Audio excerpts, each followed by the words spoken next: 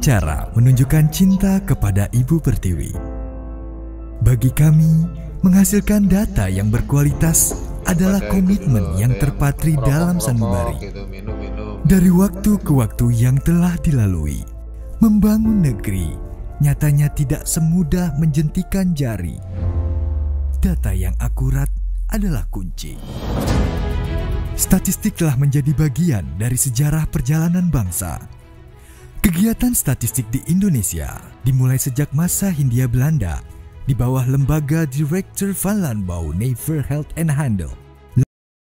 Lalu berganti nama menjadi Central Kantoor voor de Statistiek.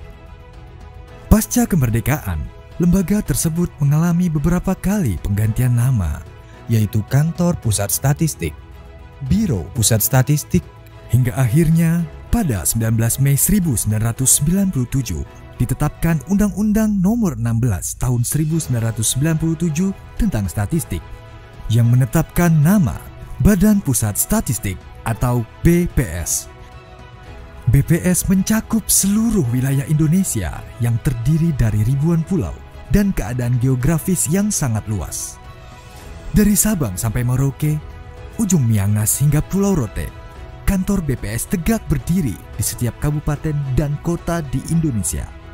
Dalam melaksanakan tugas sebagai penyedia data statistik, BPS berstatus sebagai lembaga pemerintah non-kementerian yang bertanggung jawab langsung kepada Presiden. Oleh karena itu, independensi adalah hal yang mutlak bagi BPS. Menyediakan data statistik berkualitas untuk Indonesia maju adalah visi kami.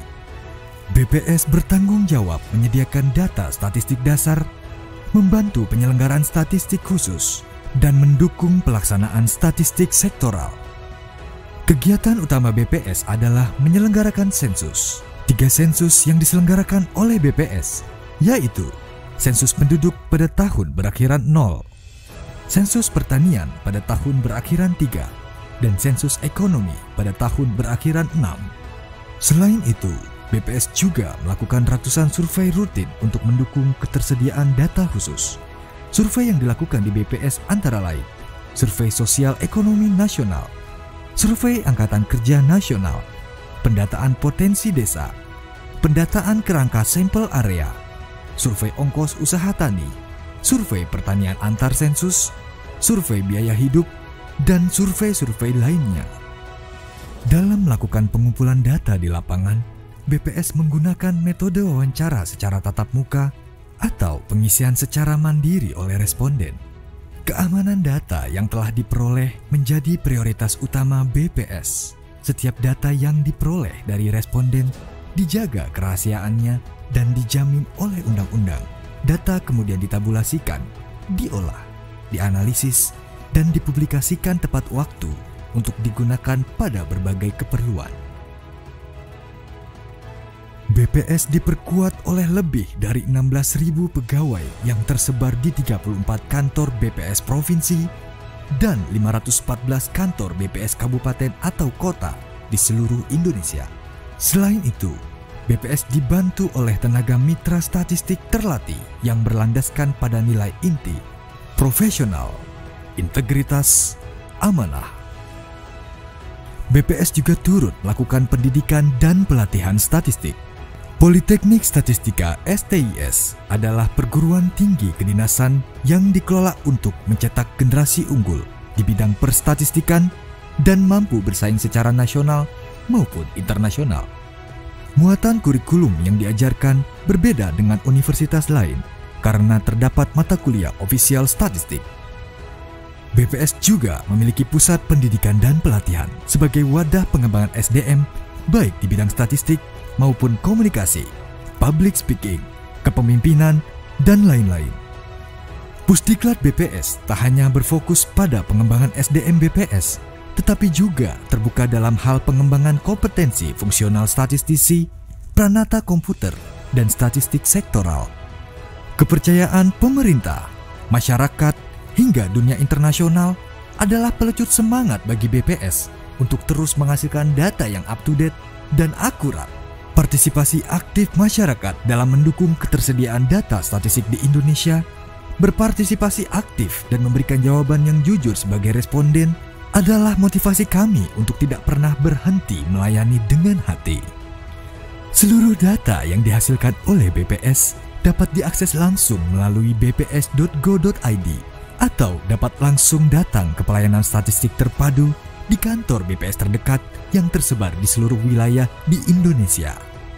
BPS akan terus menyediakan data statistik yang akurat, handal, terpercaya, karena data mencerdaskan bangsa.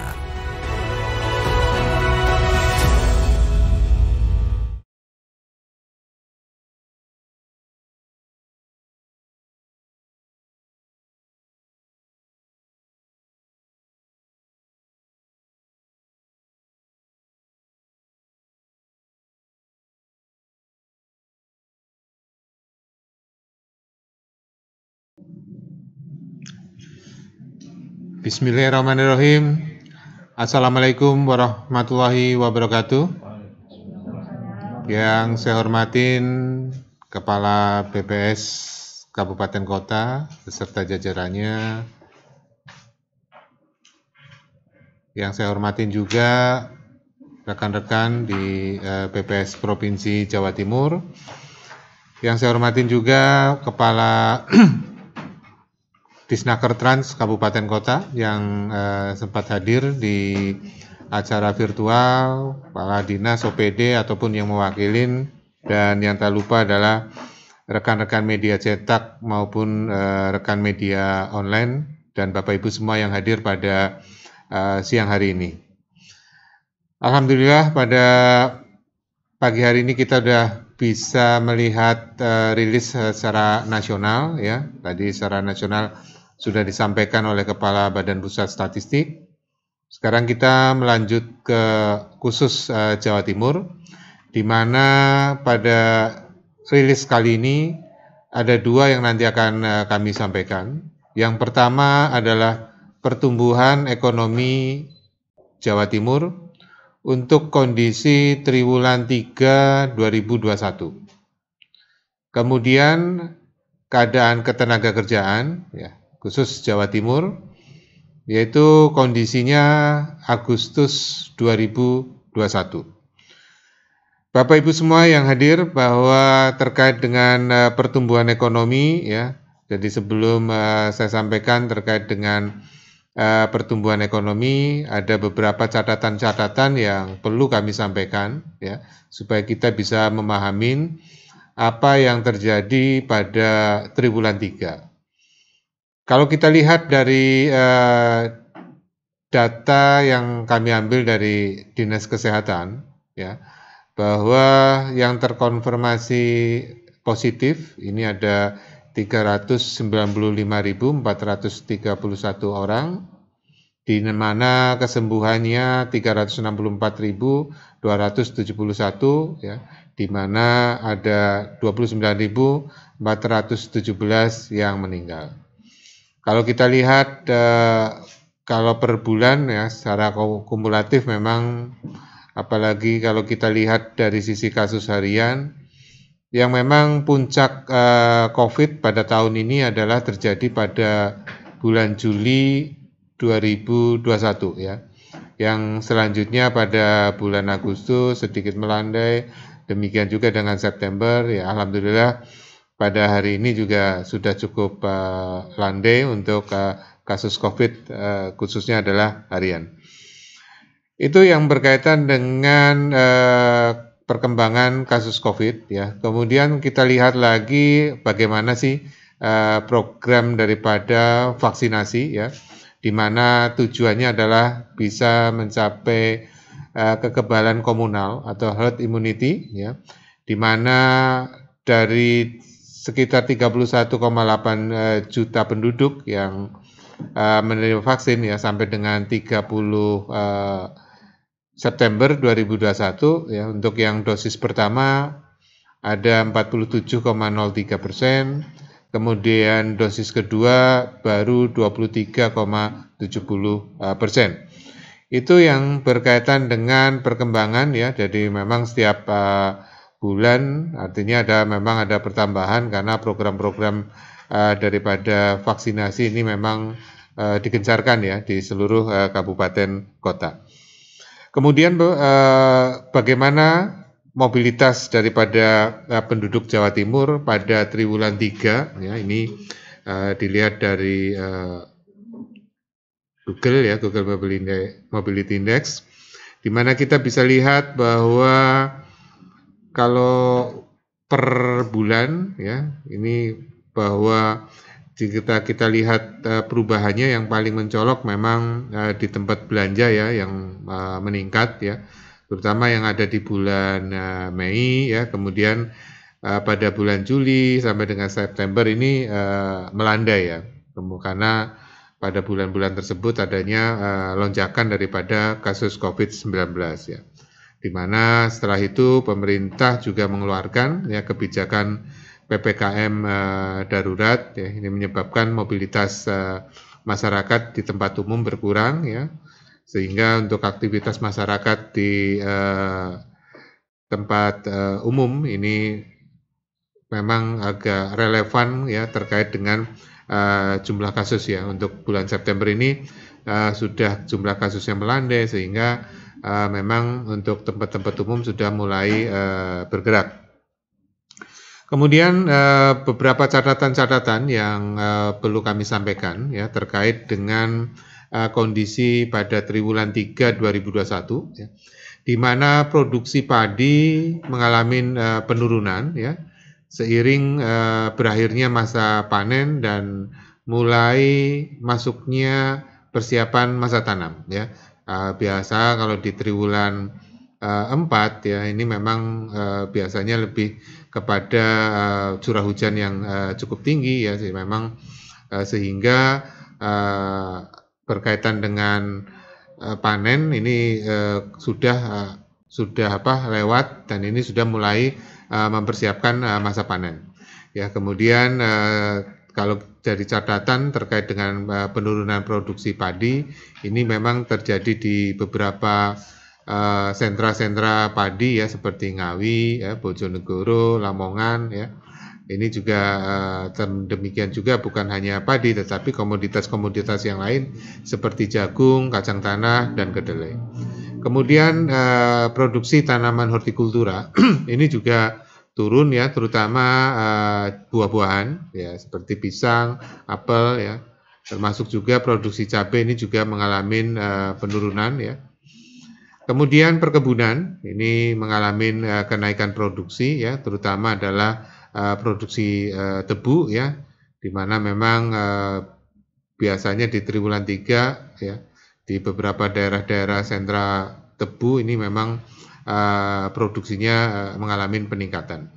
Kemudian catatan berikutnya adalah produksi minyak bumi dan gas ini turun ya, seiring adanya keterlambatan pengeboran. Ini dari catatan kami memang mengalami penurunan.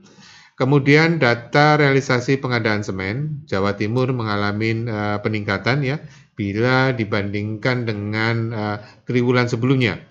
Jadi kegiatan konstruksi untuk infrastruktur publik ya ini beroperasi ya 100%, walaupun memang ada PPKM, tetapi kegiatan-kegiatan konstruksi masih jalan ya, terutama terkait dengan percepatan penyelesaian proyek strategis nasional yang telah dilakukan, seperti misalnya pembangunan ruas tol, flyover, Teluk Lamong, double track kereta api jalur selatan, Bandar Udara Kediri, dan Spam Umbulan, dan lain sebagainya.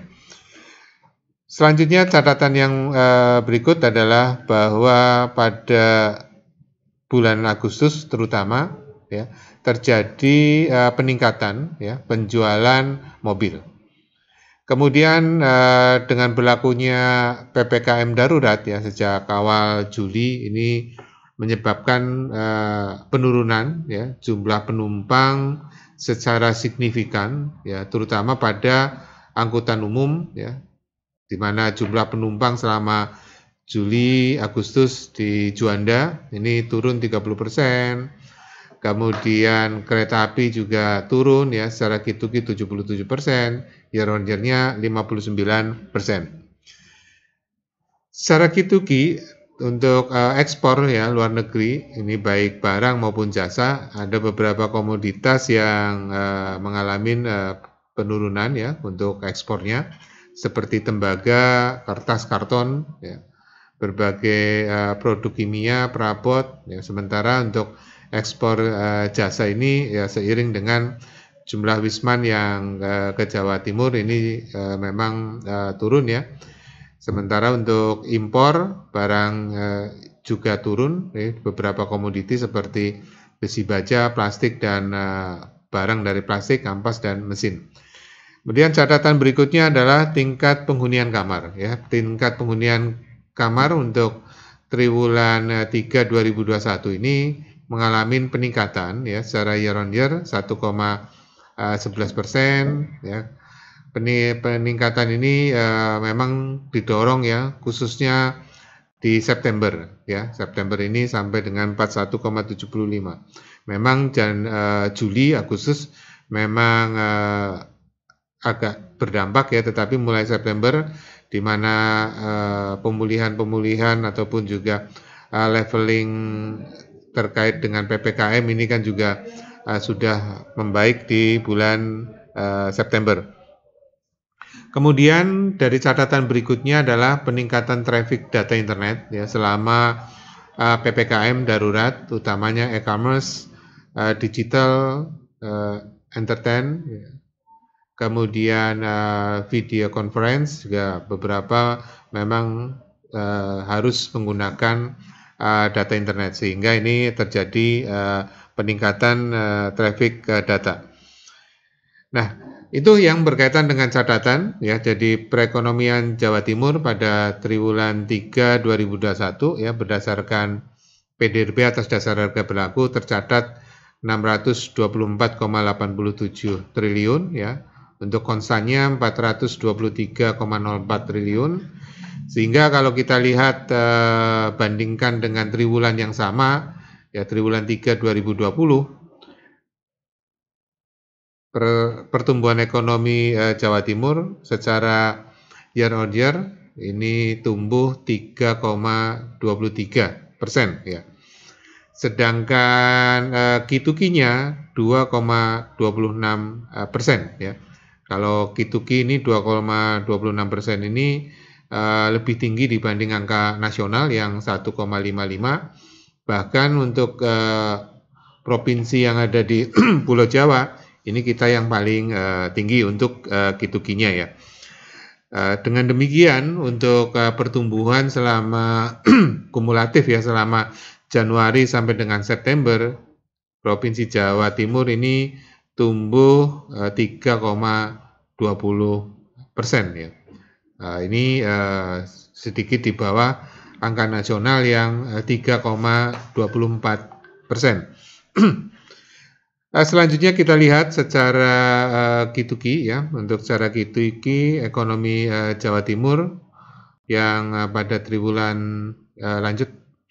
pada triwulan 3 tercatat 2,26 ya. Ini kita bisa lihat bahwa memang sebelum COVID ya, terutama di 2019, ini kita selalu memang lebih ke positif ya. Nah, terutama untuk yang Q3-nya ya, dan untuk di kuartal ketiga 2021 ini 2,26.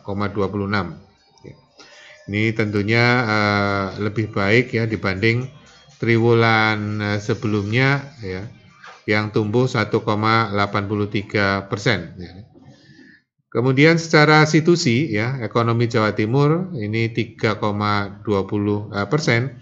Ini meningkat dibanding dengan periode yang sama tahun sebelumnya yang justru sebaliknya ya terkontraksi 2,30 ya, karena kita paham bahwa tahun 2020 ini memang puncaknya COVID ya, sehingga memang pertumbuhan ekonominya negatif atau terkontraksi ya yang cukup dalam justru terjadi ya pada tahun lalu.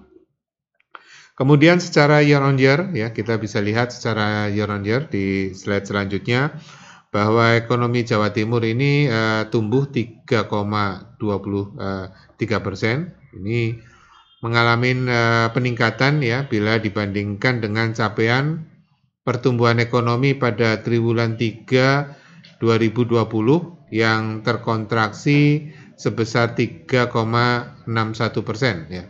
Terkontraksi di sini adalah pertumbuhan ekonominya negatif. Jadi selama periode 2019 hingga triwulan 1 2020, pertumbuhan ekonomi Jawa Timur ini selalu tumbuh positif ya. Akan tetapi dengan adanya COVID mulai triwulan 2 sampai dengan triwulan 1 2021 mengalami kontraksi. Ini memang lebih disebabkan karena lapangan usaha ini terpengaruh ya akibat daripada pandemi ya. Nah, akan tetapi perbaikan ini mulai tampak pada awal 2021 ya. Ini menunjukkan perbaikan-perbaikan dibandingkan dengan periode sebelumnya. Kemudian slide selanjutnya kita lihat secara Q2Q-nya ya. Jadi kalau kita lihat secara Q2Q, ada 5 lapangan usaha utama yang di Jawa Timur ini tumbuh positif ya, seperti misalnya konstruksi ya, ini tumbuh 9,84%, kemudian industri pengolahan 3,82%, pertanian, kehutanan, dan perikanan tumbuh 3%, kategori informasi dan komunikasi ini tumbuh sebesar 2,80%, dan kategori perdagangan ini tumbuhnya adalah 2,08%. Sementara itu untuk kategori penyediaan akomodasi dan makan minum serta kategori pertambangan dan penggalian ini terkontraksi bila kita bandingkan dengan triwulan sebelumnya.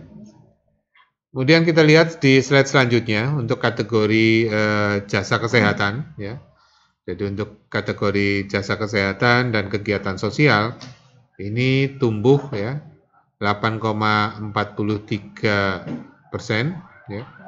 Kemudian kategori pengadaan listrik, gas dan gas ya, ini tumbuh 3,99%. Kemudian kategori pengadaan air, pengelolaan sampah, limbah, ini tumbuh 1,82%. Kategori jasa perusahaan dan kategori real estate tumbuh masing-masing sebesar 0,36% ya dan 0,33%. Sementara itu untuk kategori transportasi dan pergudangan, kategori jasa pendidikan, kategori administrasi pemerintahan, serta kategori jasa lainnya ini terkontraksi jika dibandingkan dengan triwulan sebelumnya. Selanjutnya kita lihat dari sisi struktur ya, struktur PDRB ya, bahwa ini tidak berbeda jauh dengan struktur di triwulan-triwulan sebelumnya ya, di mana pada triwulan 3 2021 ya secara year on year-nya distribusi terbesar ada di kategori industri pengolahan yang sebesar 30,71%, kemudian perdagangan besar, eceran, reparasi mobil dan sepeda motor ini sebesar 18,11%, dan kategori pertanian, kehutanan dan perikanan ini sebesar 12,71%. Jadi secara year on year untuk ekonomi Jawa Timur yang tumbuh sebesar 3,23%, ini tertinggi dicapai oleh kategori jasa kesehatan dan kegiatan sosial, ini year on year-nya ya, 8,33%, kemudian diikuti oleh kategori perdagangan besar dan eceran reparasi mobil dan sepeda motor sebesar 8,24% dan kategori informasi dan komunikasi sebesar 7,42% ya. Jadi secara rinci bisa dilihat di slide tersebut.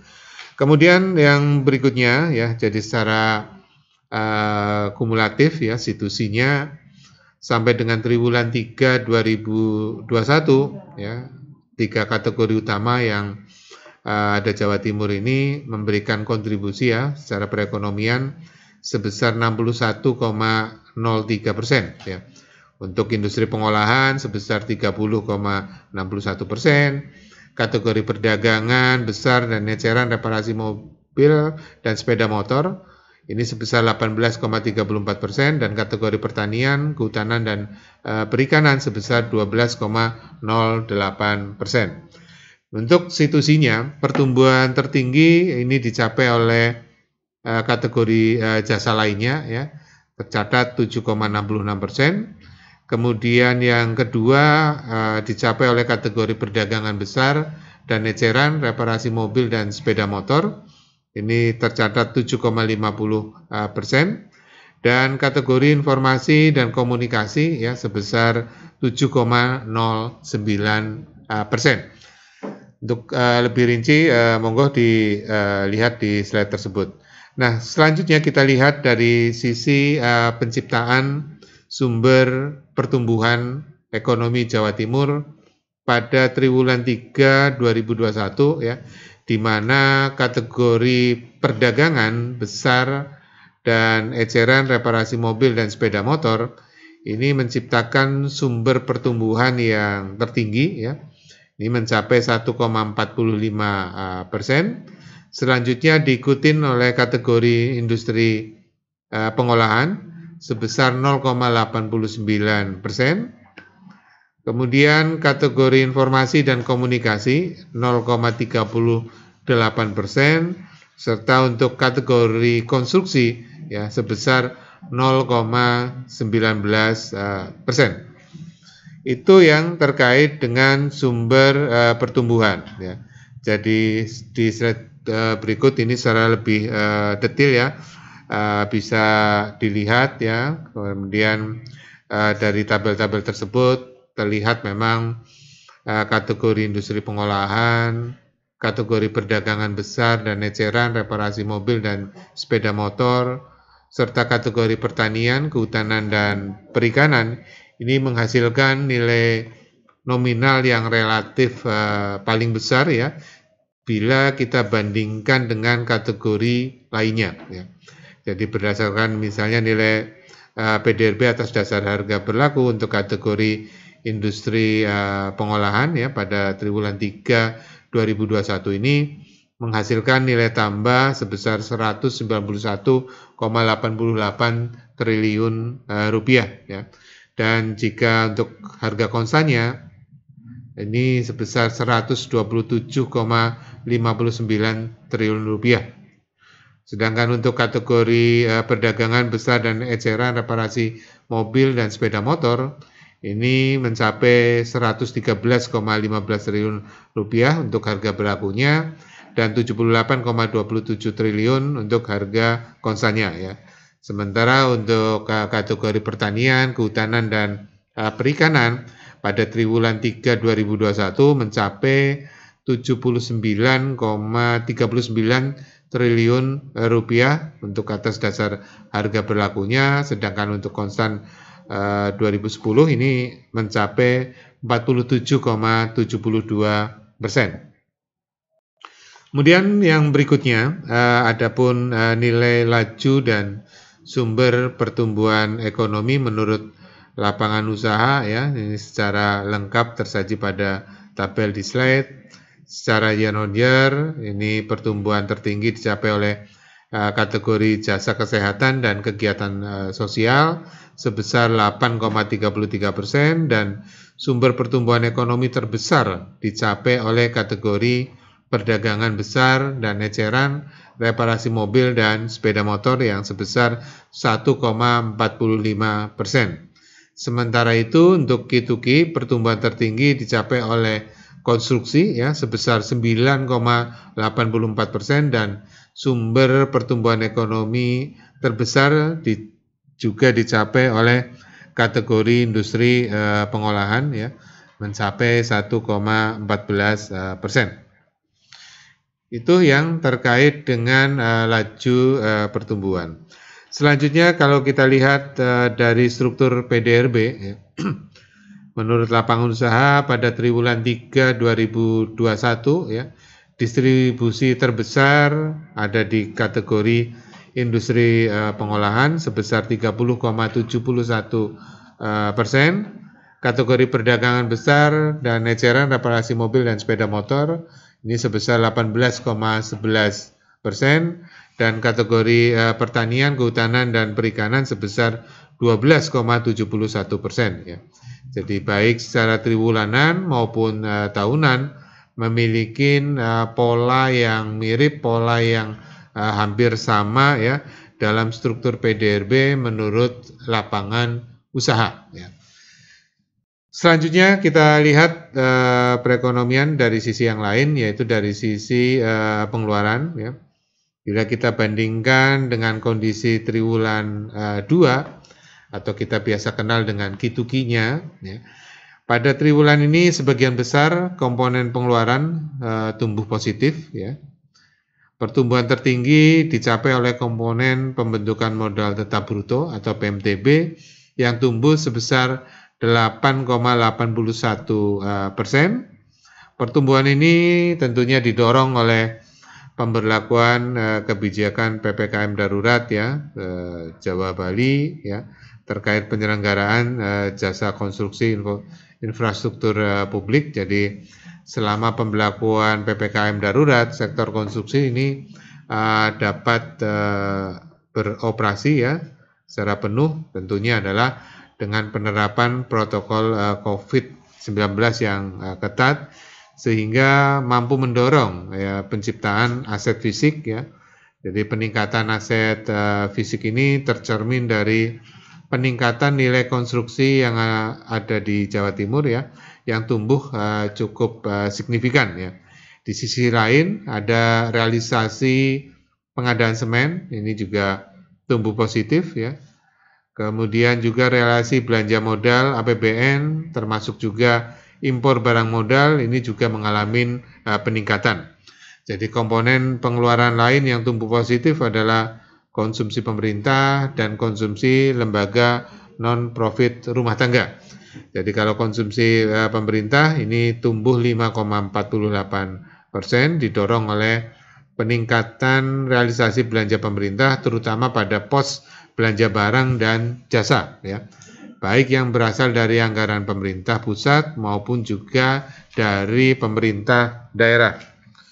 Untuk konsumsi lembaga non-profit rumah tangga ini masih tumbuh 0,58%. Salah satunya didorong oleh aktivitas-aktivitas yang dilakukan oleh partai politik ya, misalnya seperti konsolidasi internal, rakor, musda yang diselenggarakan tentunya dengan protokol COVID ya. Dari catatan kami terkait dengan ekspor luar negeri ini tumbuh negatif ya sebesar minus 5,39%. Ini disebabkan oleh penurunan ekspor barang dari Jawa Timur ke luar negeri, baik itu migas maupun non migas ya. Jadi ada beberapa komoditas utama yang non migas ini yang mengalami penurunan ya. Di antaranya adalah perhiasan, tembaga, kertas atau karton, produk kimia dan perabot. Ekspor jasa luar negeri juga terkontraksi ya. Terlihat karena penurunan jumlah wisman yang masuk ke Jawa Timur ya. Kemudian konsumsi rumah tangga juga tumbuh negatif ya sebesar minus 1,27%. Ini dipicu oleh pemberlakuan PPKM darurat yang berdampak pada semua subkomponen konsumsi ya, terutama pada subkomponen transportasi, rekreasi, budaya, serta penginapan dan hotel. Sementara itu untuk impor luar negeri ini tumbuh negatif ya sebesar minus 3,58% disebabkan oleh penurunan impor barang dan jasa dari luar negeri. Jadi beberapa komoditas impor yang mengalami penurunan adalah besi baja, plastik, barang dari plastik, ampas dan mesin ya.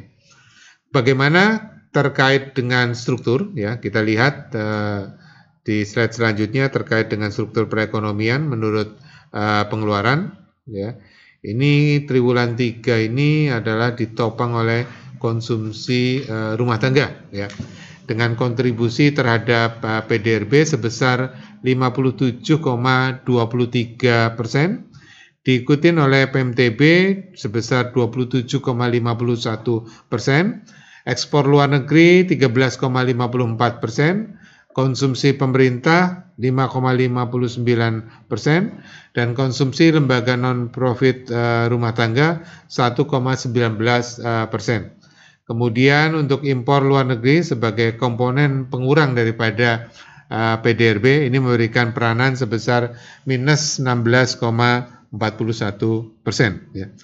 Jika kita bandingkan dengan triwulan yang sama, triwulan 3 tahun sebelumnya, triwulan 3 2020 atau year on year-nya, hampir seluruh komponen pengeluaran ini mengalami pertumbuhan positif ya. Komponen pengeluaran dengan pertumbuhan tertinggi ada di konsumsi lembaga non-profit rumah tangga yang tumbuh 2,27%. Kemudian peningkatan lembaga non-profit rumah tangga ini dipicu oleh beberapa aktivitas-aktivitas ya, karena levelnya sudah level 1 dan level 2. Jadi ada rakor-rakor internal, rapat-rapat internal ya yang dilakukan secara offline.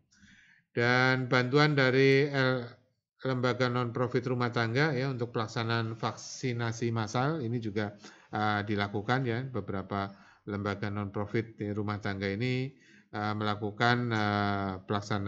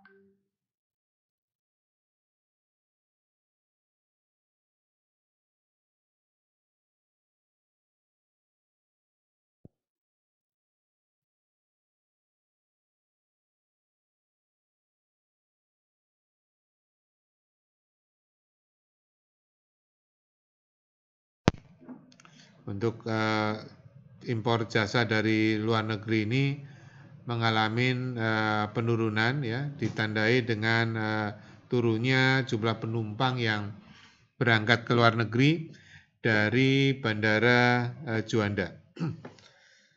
Kemudian di slide selanjutnya, kalau kita lihat kondisi perekonomian hingga triwulan ketiga tahun ini dibandingkan dengan periode yang sama tahun lalu ya untuk situsinya.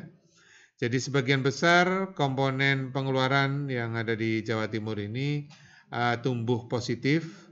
Pertumbuhan tertinggi dicapai oleh konsumsi rumah tangga yang naik sebesar 1,57%. Kemudian diikuti oleh konsumsi lembaga non-profit rumah tangga ya 1,34%, konsumsi pemerintah 0,45%, dan pembentukan modal tetap bruto atau PMTB sebesar 0,04%. Untuk ekspor luar negeri ini terkontraksi tipis ya sebesar minus 0,24%. Jadi secara kumulatif nilai ekspor barang dari Jawa Timur mengalami kenaikan yang relatif kecil, sedangkan untuk ekspor jasa ke luar negeri ini juga mengalami penurunan akibat daripada belum berakhirnya pandemi COVID-19 ya. Sehingga jumlah wisman yang masuk ke Jawa Timur masih terbatas. Di sisi lain, impor Jawa Timur dari luar negeri ini tumbuh 21,32%, utamanya disebabkan karena peningkatan impor barang ya berupa bahan baku atau penolong dan barang konsumsi. Kemudian kita lihat sumber pertumbuhan ya menurut pengeluaran secara year on year pada triwulan 3 2021 ini lebih disumbangkan oleh komponen pengeluaran konsumsi rumah tangga sebesar 0,91%,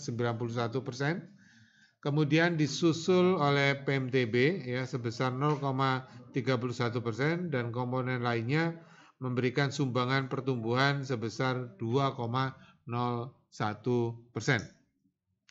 Kemudian selanjutnya kita lihat nilai PDRB Provinsi Jawa Timur ya. Menurut pengeluaran secara lebih detail lagi ya. Ini bisa dilihat di tabel tersebut, dan di tabel tersebut terlihat bahwa konsumsi rumah tangga dan PMTB menghasilkan nilai nominal yang paling besar bila dibandingkan dengan komponen pengeluaran lainnya. Jika dilihat dari nilai atas dasar harga berlaku ya, pengeluaran konsumsi rumah tangga pada triwulan 3 2021 itu mencapai 357,62 triliun rupiah, dan atas dasar harga konstannya tercatat 242,54 triliun rupiah. Sementara PMTB pada triwulan 3 2021 ini hanya mencapai 171,91 triliun rupiah untuk atas dasar harga berlaku dan 113,12 triliun rupiah untuk atas dasar harga konstan. Kemudian kita lihat nilai laju dan sumber pertumbuhan ekonomi menurut pengeluaran secara lengkap bisa dilihat di tabel tersebut. Nah, yang jadi catatan bahwa secara Q2Q PMTB merupakan komponen pengeluaran ya dengan laju dan sumber pertumbuhan ekonomi yang tertinggi. Jadi secara year on year konsumsi lembaga non-profit rumah tangga merupakan komponen pengeluaran dengan laju pertumbuhan tertinggi, sedangkan konsumsi rumah tangga menjadi komponen pengeluaran dengan sumber pertumbuhan ekonomi tertinggi, dan terakhir secara kumulatif atau situsinya konsumsi rumah tangga menjadi komponen pengeluaran ya dengan laju pertumbuhan tertinggi dan sumber pertumbuhan ekonominya terbesar untuk Provinsi Jawa Timur. Selanjutnya kita lihat secara umum ya, jadi struktur PDRB menurut pengeluaran di Jawa Timur pada triwulan 3 2021 ini relatif sama ya dengan struktur pada triwulan sebelumnya ya. Jadi struktur PDRB Jawa Timur masih didominasi oleh kegiatan konsumsi rumah tangga, investasi fisik, pergudangan antar wilayah, baik dengan luar negeri maupun juga antar daerah ya. Kemudian bagaimana kita lihat perbandingan ya provinsi Jawa Timur dengan provinsi yang lain, terlihat bahwa secara year on year pada triwulan 3 2021 ekonomi Jawa Timur ini tumbuh 3,03% ya secara year on year-nya ya. Provinsi dengan pertumbuhan ekonomi tertinggi di Jawa ada di Banten ya 4,62%. Selanjutnya diikuti oleh Jawa Barat 3,43% dan Jawa Timur menempatin ketiga untuk year on year-nya yang tercatat 3,23%. Jadi Provinsi Jawa Tengah ini hanya tumbuh 2,56%. Kemudian DKI tumbuh 2,43%, daerah istimewa Yogyakarta ini tumbuh 2,30%. Jadi kalau kita lihat dari sisi penyumbang perekonomian memang masih DKI ya, masih 29,38%, ya untuk Jawa Timur ini terbesar kedua 25,33%. Ini kontribusinya mengalami peningkatan ya dibanding dengan triwulan sebelumnya yang hanya 24,9 ya. 24,9. Kemudian kalau kita lihat dari sisi kontribusi secara nasional ya 34 provinsi ya masih sama. DKI merupakan penyumbang perekonomian terbesar ya dengan kontribusi 16,91%, kemudian diikuti oleh Jawa Timur dengan kontribusi sebesar 14,58%. Itu yang berkaitan dengan perekonomian pada triwulan 3 2021. Ya. Sekarang kita menginjak ke yang selanjutnya adalah keadaan ketenaga kerjaan di Provinsi Jawa Timur. Ini kondisinya adalah kondisi bulan Agustus 2021 ya. Ini untuk jadi catatan bahwa ini adalah 2021 khusus untuk bulan Agustus.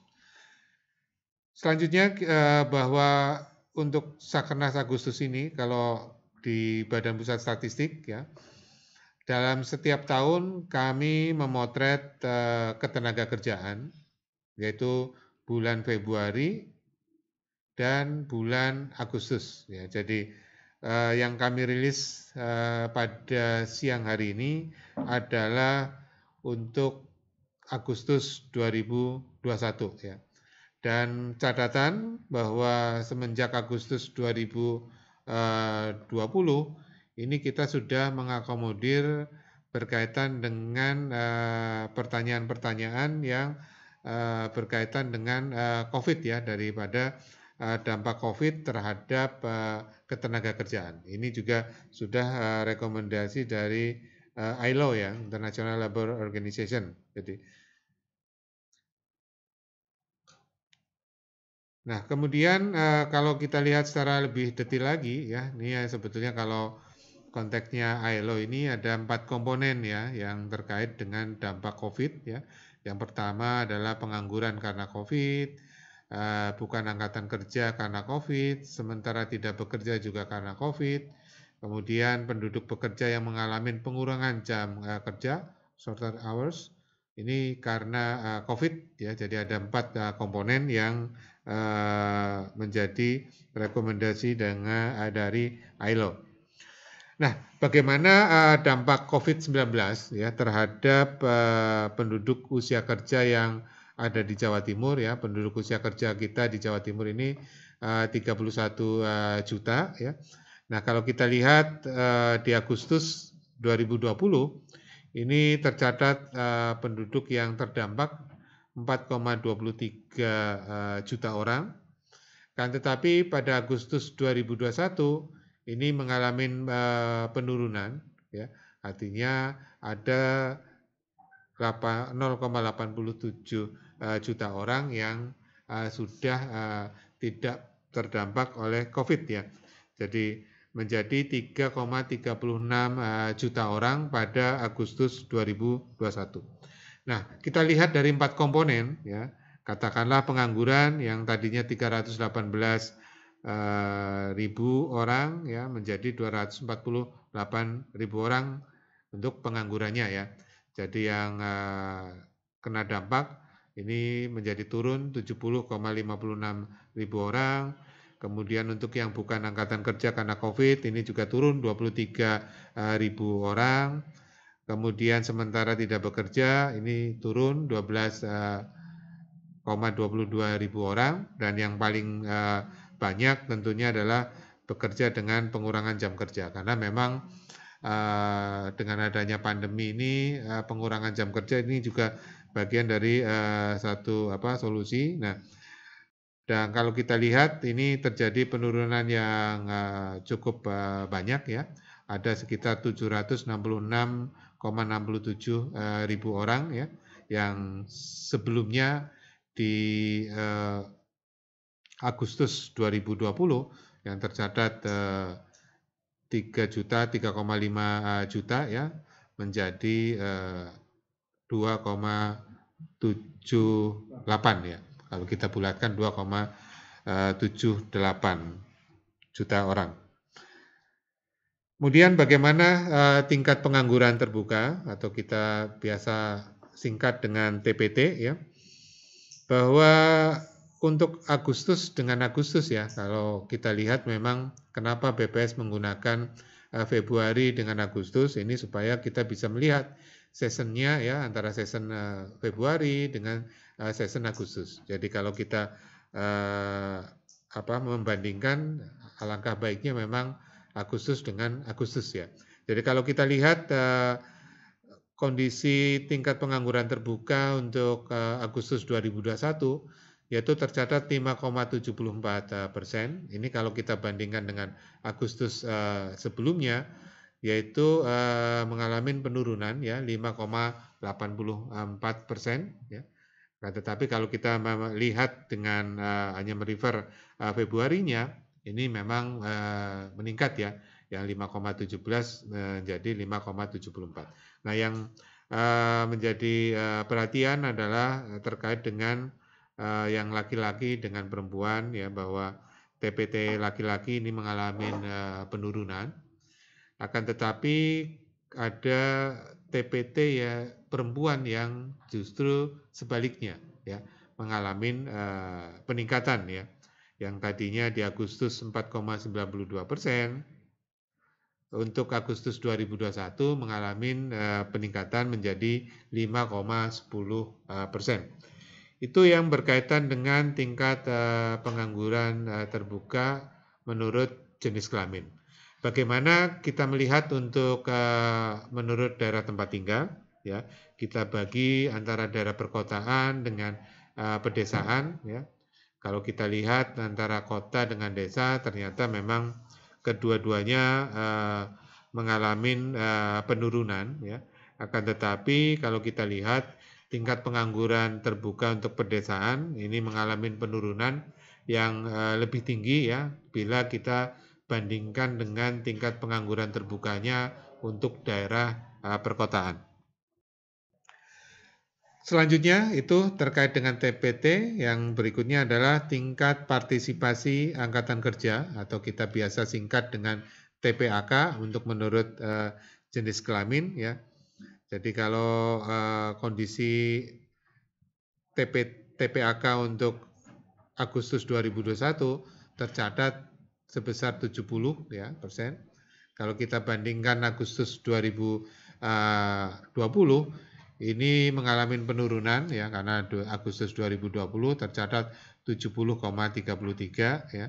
Dan yang menjadi perhatian bahwa TPAK untuk perempuan ini turun, ya, 0,45 persen poin sedangkan untuk TPAK-nya laki-laki ini turun ya, lebih sedikit ya, sebesar 0,20% poin ya. Itu yang berkaitan dengan tingkat partisipasi angkatan kerja. Bagaimana kalau kita lihat menurut struktur lapangan utama ya, lapangan pekerjaan utama untuk penduduk yang bekerja. Nampak bahwa kalau kita lihat dari sisi jumlah ya, bahwa secara struktur memang penduduk di Jawa Timur banyak yang bekerja di pertanian ya, kemudian perdagangan, kemudian industri pengolahan ya.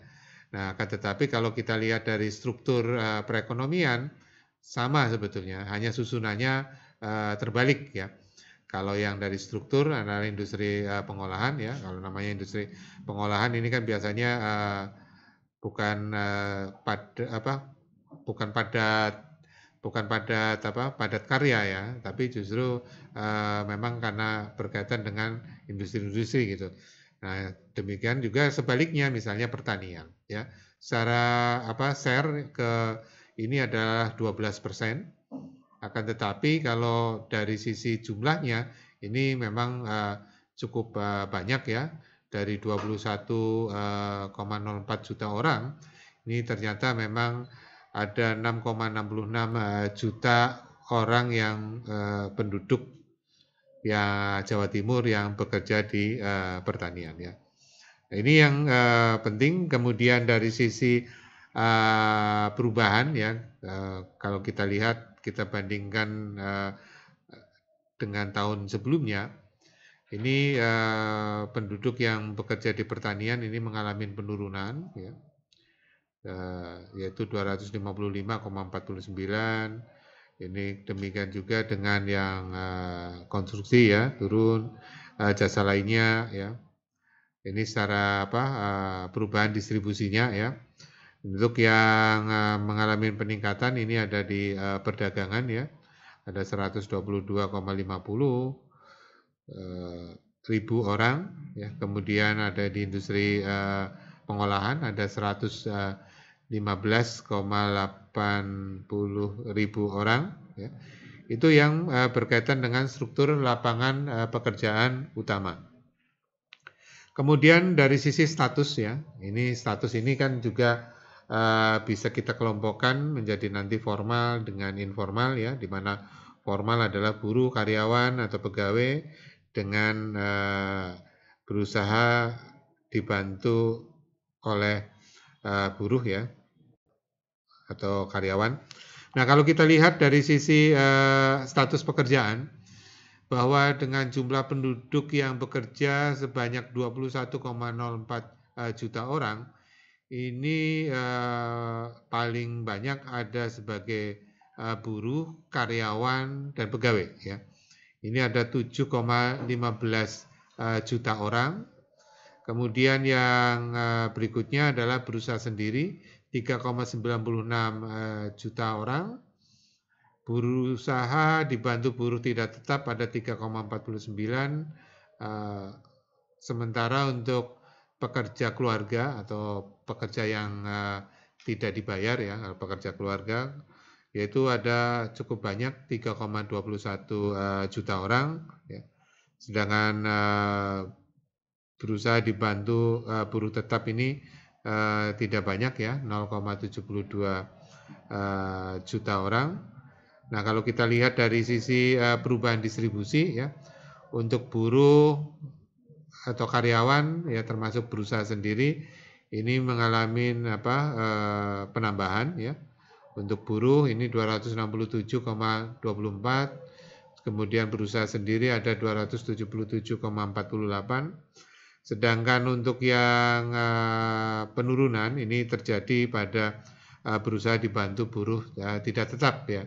Ini ada 259 ribu ya. Kemudian untuk pekerja keluarga ini juga mengalami penurunan 144,24 ribu orang. Nah, kemudian kita lihat, kita klasifikasikan antara pekerja formal dengan pekerja tidak formal ya. Nah, kalau untuk formal tadi sudah saya sampaikan ya, berusaha dibantu dengan buruh tetap, buruh atau karyawan. Kalau kita lihat dari persentasenya atau distribusinya, ini tidak terlalu berbeda jauh ya. Memang paling banyak adalah pekerja informal kita di Jawa Timur.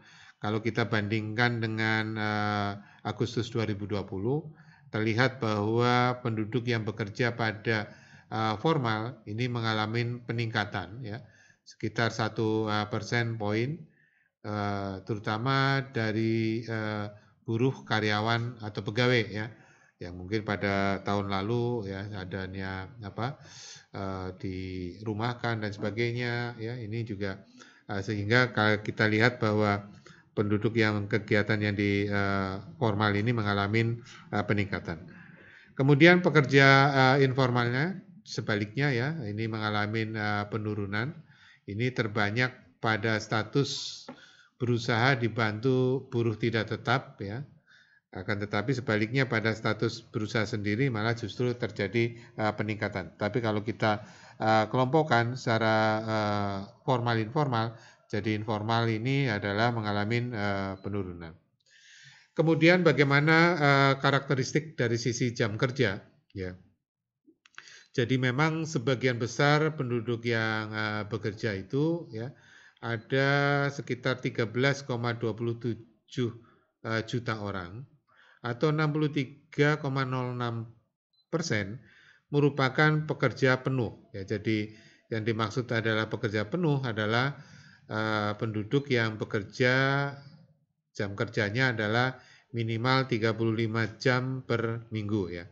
Nah, kalau kita lihat dari sisi perubahan atau trennya, ini kita lihat bahwa Agustus 2020 yang 63,10% ini turun ya menjadi 63,06% ya. Nah, kalau kita lihat dari sisi tingkat setengah pengangguran ya, tingkat setengah pengangguran artinya bahwa penduduk yang bekerja di bawah jam kerja normal tetapi masih mencari pekerjaan ataupun juga bersedia menerima pekerjaan lain. Ini kita kategorikan sebagai tingkat setengah pengangguran. Kalau kita lihat dari sisi tren ya, bahwa ini terjadi penurunan ya, ada satu kecenderungan penurunan untuk tingkat setengah pengangguran. Kemudian untuk tingkat pekerja paruh waktu ya, jadi penduduk yang bekerja di bawah kerja jam normal, tetapi sudah tidak mencari pekerjaan atau tidak bersedia, jadi memang jam kerjanya memang ya di bawah jam kerja normal. Kalau kita lihat dari series yang ada, ini memang ada kecenderungan bahwa pekerja paruh waktu ini cenderung mengalami peningkatan ya. Ada dari 27,91% menjadi 29,47%. Kemudian kalau kita lihat dari sisi pendidikan ya, bahwa sekitar 10,78% total penduduk yang bekerja ini pendidikannya tinggi ya, dan kita memang dari sisi pendidikan masih cukup banyak, ada 42,58% yang pendidikan SD ke bawah, yang SMP 18,26%. Kemudian kalau kita lihat akan dari sisi penduduk yang bekerja, dari sisi pendidikan, nampak terlihat bahwa penduduk yang bekerja berpendidikan SD ke bawah ini cenderung membaik ya. Dalam arti apa? Ada terjadi penurunan ya penduduk yang berpendidikan SD ke bawah ini mengalami penurunan ya. Yang tadinya di Agustus 2020 44%, sekarang di Agustus 2021 ini sudah mencapai 42,58. Hal sebaliknya, justru penduduk yang bekerja untuk lulusan universitas mengalami peningkatan ya, menjadi 9,05% dari 8,53% pada Agustus 2020. Itu yang berkaitan dengan pengangguran. Demikian yang bisa disampaikan ya pada rilis hari ini ya, khususnya adalah pertumbuhan ekonomi pada triwulan 3 2021 ya, tercatat bahwa Jawa Timur untuk Q2-nya ada 2,26 ya. Ini lebih tinggi dibanding angka nasional 1,55. Kemudian untuk yang year on year-nya kita tercatat 3,23% ya, di bawah angka nasional 3,51 ya, karena memang pertumbuhan ekonomi yang di atas angka nasional ini terjadi di luar Jawa ya, baik itu di Sumatera sedikit, Kalimantan, Sulawesi, bahkan juga di Papua yang cukup tinggi ya. Kemudian untuk situsinya kita di Jawa Timur tumbuh 3,20%, ya, kemudian untuk nasional 3,24%. Itu yang bisa kami sampaikan. Ini mohon maaf karena sudah mau Jumat ya, padahal kami sudah pengen membuka tanya jawab. Nanti pakai jalur lain aja, nanti biar kami akan menjawab ya, karena ini sebentar lagi sudah mau memasukin sholat Jumat. Demikian yang bisa saya sampaikan pada siang hari ini. Mudah-mudahan bermanfaat apa yang kami sampaikan untuk kondisi pertumbuhan ekonomi pada triwulan 3 2021 dan keadaan ketenagakerjaan pada bulan Agustus 2021. Demikian yang bisa saya sampaikan. Terima kasih. Wal taufiq wal hidayah. Wassalamualaikum warahmatullahi wabarakatuh dan selamat siang.